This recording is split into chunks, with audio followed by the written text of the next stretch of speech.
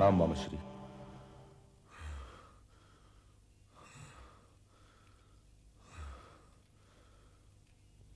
क्या बात है मित्र? मैं तो सारा दिन युद्ध का कोलाहल सुनता रहा और सोचता रहा कि विजय किसकी हो रही होगी। फिर सोचा कि तुम्हारे प्रधान सेनापति ने तो इच्छा मृत्यु का कवच पहन रखा है, तो विजय निसंदेह तुम्हारी हो रही होगी। इसी इच्छा मृत्यु के कवच ने ही तो समस्या खड़ी कर दी है अंगराज, समस्या खड़ी कर दी है। वे तो पांडवों का वध नहीं करेंगे और कोई और उनका वध नहीं कर सकता। यदि ये इच्छा मृत्यु का वरदान आड़े ना आ रहा होता तो मैं कब का किसी और को प्रधान सेनापति बनवा चुका होता। ये तुम्हारे गंगा पुत्र, ये भरत शिरोमणि, अरे ये हमें हारने तो अवश्य नहीं देंगे भांजो, परंतु ये भी निश्चित है कि हमें जीतने भी नहीं देंगे। तो मामा श्री, ऐसे प्रधान सेनापति का अर्थ ही क्या है जो ना तो हमें हारने देगा और ना ही जीतने? मैं तो उन्हें प्रधान सेनापति बनाना ही नहीं चाहता था, किंतु आप हैं के। अरे भांजे दुर्योधन, कभी कभी ये किंतु जैसे शब्द सामने आ ही जाते हैं और इन शब्दों का सामना भी करना पड़ता है।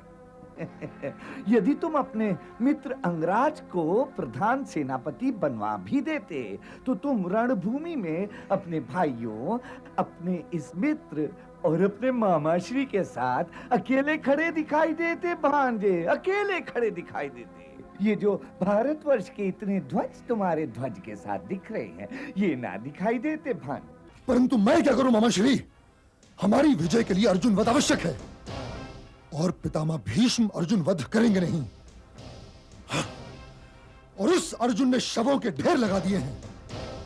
यदि यह संभव होता तो किसी और को प्रधान सेनापति बनाने के लिए स्वयं मैं पितामह भीष्म का वध कर देता। मुझे यह युद्ध जीतना है और मैं यह युद्ध अपने मित्र कर्ण की सहायता के बिना नहीं जीत सकता। यदि अर्जुन प्रश्न है तो उस प्रश्न का उत्तर मेरा ये मित्र कर्ण है। यदि अर्जुन का उत्तर चाहते हो मामाश्री, तो पितामह भीष्म के स्थान पर किसी और को प्रधान सेनापति कैसे नियुक्त किया जाए, उस पर विचार करो। अरे इस विषय पर तो तुम्हारे मामाश्री को विचार करने की आवश्यकता नहीं है प्रिय भांजे, क्योंकि यदि पांडव ये युद्ध जीतना चाहते हैं तो उन्हें भी गंगा पुत्र को रणभूमि से हटाने का कोई ना कोई उपाय सोचना पड़ेगा। तो फिर उनका कार्य हम क्यों करें भांजे, हम क्यों करें भला? और फिर उनके साथ तो वासुदेव कृष्ण भी हैं। अरे उन्हें ही सोचने तो उनका उपचार। ये कांटा तो उनके भी कंठ में अटका हुआ है, गंगा पुत्र भीष्म का कांटा।